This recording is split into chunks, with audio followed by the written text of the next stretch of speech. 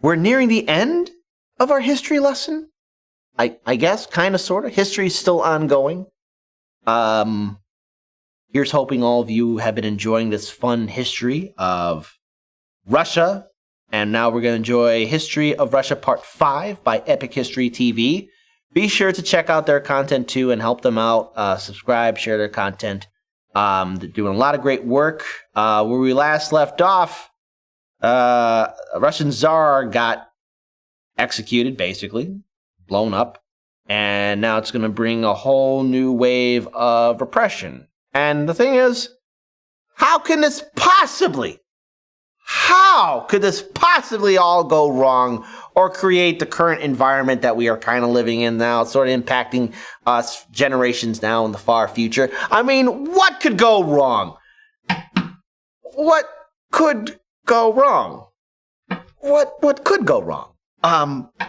But you want to know what's pretty cool and not wrong? Joining our Discord. That link is in the description box below. So let's go on this adventure, because I think we kind of know what's coming our way, my friends. The big red wave. Just play that button.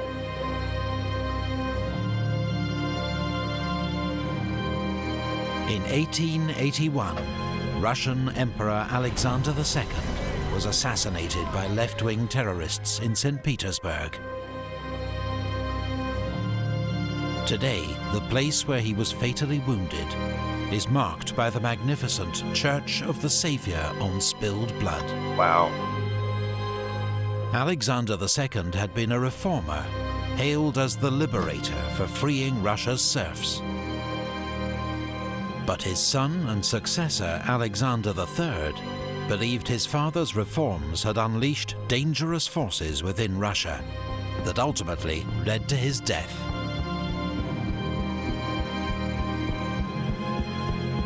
As emperor, he publicly vowed to reassert autocratic rule, declaring that, in the midst of our great grief, the voice of God orders us to undertake courageously the task of ruling, with faith in the strength and rightness of autocratic power.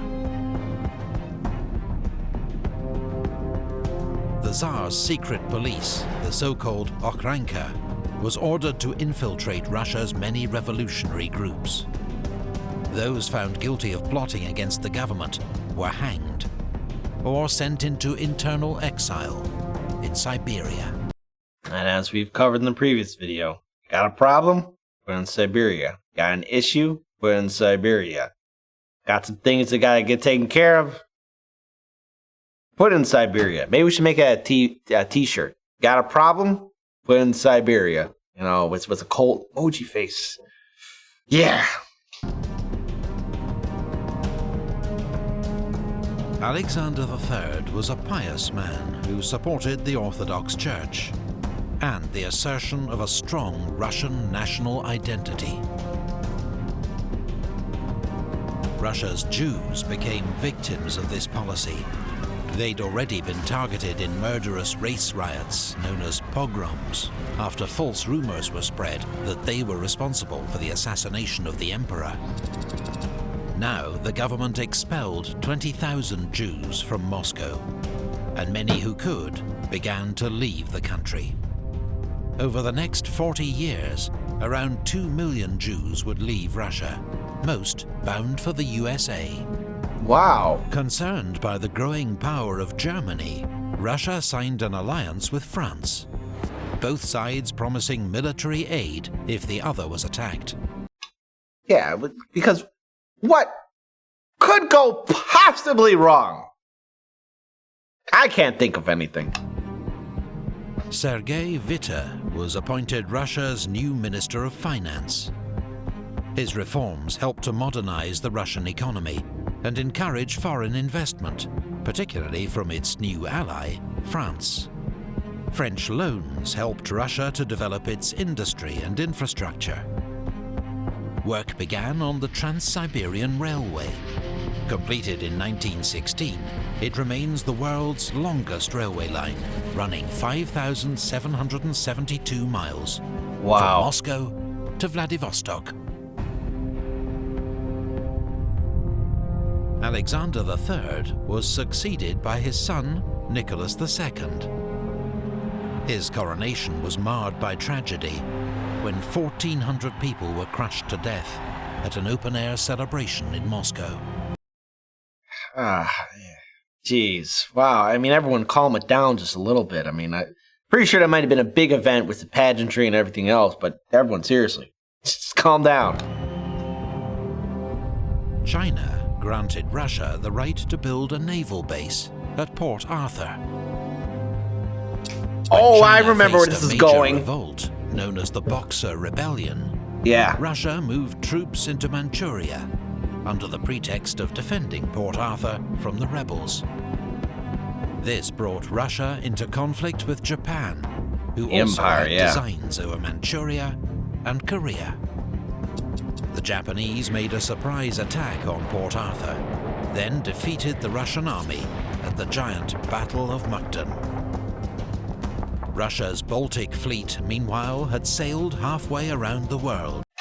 And if you've seen our React video with my good friend Kira, we covered an abridged short version of this campaign. To say it was a failure is an understatement, but we were corrected in some of the comment section. Like, the commander, he was experienced. He did know what was going on. He was surrounded by a bunch of idiots. So, add in some humor. Dearest wife, I am surrounded by a bunch of morons. I fear doom for this fleet. Why, oh why, did I do this? There we go. But, again, we hear about the journey and what this entire fleet did. Again, it's pretty phenomenal, leaving from the port from Russia, passing Europe, sailing around Africa, going past India, going into the Pacific Islands, and then reaching to their destination. Well, hey, I don't want to do any spoiler alerts if you haven't seen that video already. To reach the Pacific, where it was immediately annihilated at the Battle of Tsushima.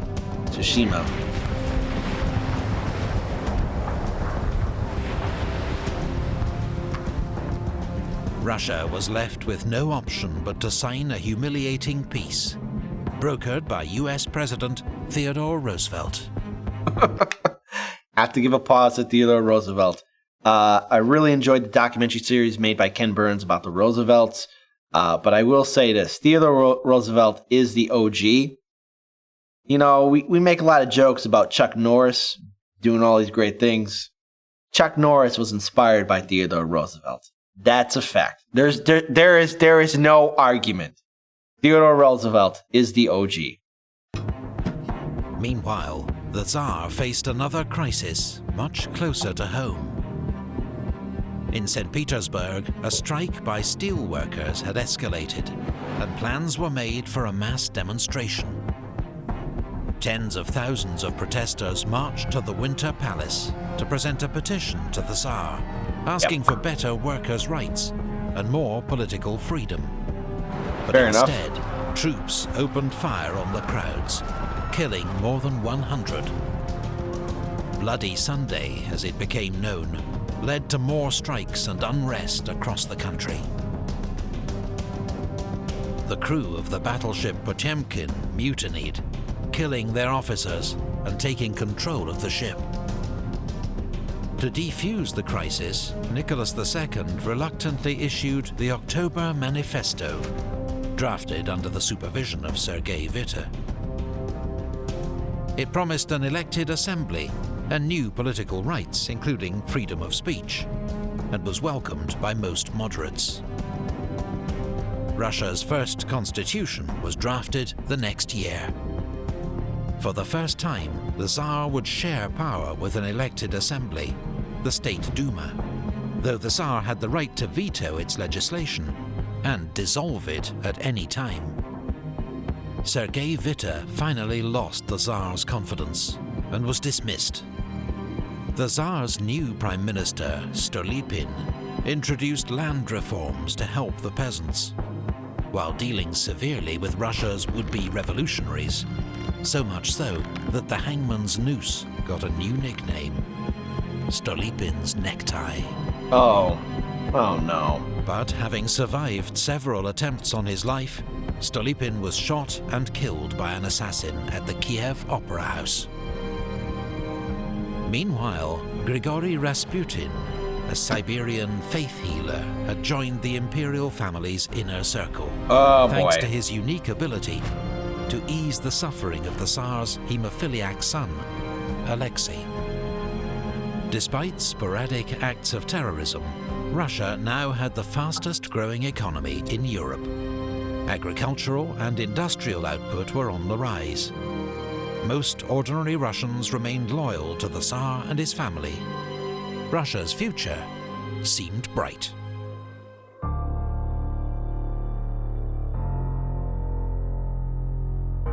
In 1914, in Sarajevo, a Slav nationalist assassinated Archduke Franz Ferdinand, heir to the Austro-Hungarian throne, sparking a European crisis. When Austria-Hungary declared war on Serbia, Emperor Nicholas ordered the Russian army to mobilize, to show his support for a fellow Slav nation. Austria-Hungary's ally, Germany, saw Russian mobilization as a threat and declared war. Europe's network of alliances came into effect, and soon all the major powers were marching to war. And this cannot possibly lead to something so horrifyingly devastating. What could go possibly wrong, folks? What could go wrong? World War I had begun. There you go. Russia experienced a wave of patriotic fervor. The capital, St. Petersburg, was even renamed Petrograd to sound less German. An early Russian advance into East Prussia ended with heavy defeats at Tannenberg and the Masurian Lakes. There was greater success against Austria-Hungary, but that too came at a high price. Russian losses forced the army to make a general retreat in 1915. In 1916, Russia's Brusilov offensive against Austro-Hungarian forces was one of the most successful Allied attacks of the war. But losses were so heavy that the Russian army was unable to launch any more major operations. In Petrograd, Rasputin, whose alleged influence over the Tsar's family was despised by certain Russian aristocrats, was murdered, possibly with the help of British agents. And the way he was murdered was pretty violent, and it took a while to take him out. Rasputin's an interesting character. I don't know if there's any kind of documentary series about him, but it has to be out there on YouTube. Revolution. The war put intolerable strains on Russia. At the front, losses were enormous, while in the cities, economic mismanagement led to rising prices and food shortages. In Petrograd, the workers' frustration led to strikes and demonstrations. Troops ordered to disperse the crowds refused and joined the protesters instead. And that's where you know you as a leader of your country have failed. When all your keys, all your people are in agreement that there is something wrong with the way you are running things. And, the idea of an absolute monarchy having absolute power and authority, it's a childish notion. And this should also impact other dictatorships and tyrants around the world. People deserve dignity and respect. And the thing is, with everything that's happening now, the whole idea of history repeats itself. Okay, I've heard it, but you know what? History sure does rhyme. History rhymes, and it seems like all the beats that were taking place, even from the previous other videos that we saw, they're shockingly familiar to what a lot of us are going through today, especially with current events. It's up to the people to bring in that better world. Not just some tyrant, not some dictator, not some king. It's up to people. The people to say that we deserve something better. I hope to see that day someday. The government had lost control of the capital. On board the Imperial train at Pskov, senior politicians and generals told the Emperor he must abdicate, or Russia would descend into anarchy and lose the war. Nicholas accepted their advice and renounced the throne in favor of his brother, Grand Duke Michael, who effectively declined the offer. He was like, "Nah, I see this mess, bro. You're not putting this on me." 400 years of Romanov rule were at an end. Russia was now a republic. A provisional government took power, but could not halt Russia's slide into economic and military chaos. Workers, soldiers, and peasants elected their own councils, known as Soviets. The Petrograd Soviet was so powerful it was effectively a rival government, especially as discontent with the provisional government continued to grow. The Bolsheviks, under Vladimir Lenin, attracted growing support, with their radical proposals for an immediate end to the war, the redistribution of land, and transfer of power to the Soviets. What could go wrong? In October, they launched a coup, masterminded by Leon Trotsky. Bolshevik Red Guards stormed the Winter Palace, where the provisional government met, and arrested its members. Lenin and the Bolsheviks were now in charge. Russia had been thrown upon a bold and dangerous course. Under a Marxist-inspired revolutionary party, it would now seek to create the world's first communist state. But first, it would have to survive the chaos and slaughter of one of history's bloodiest civil wars.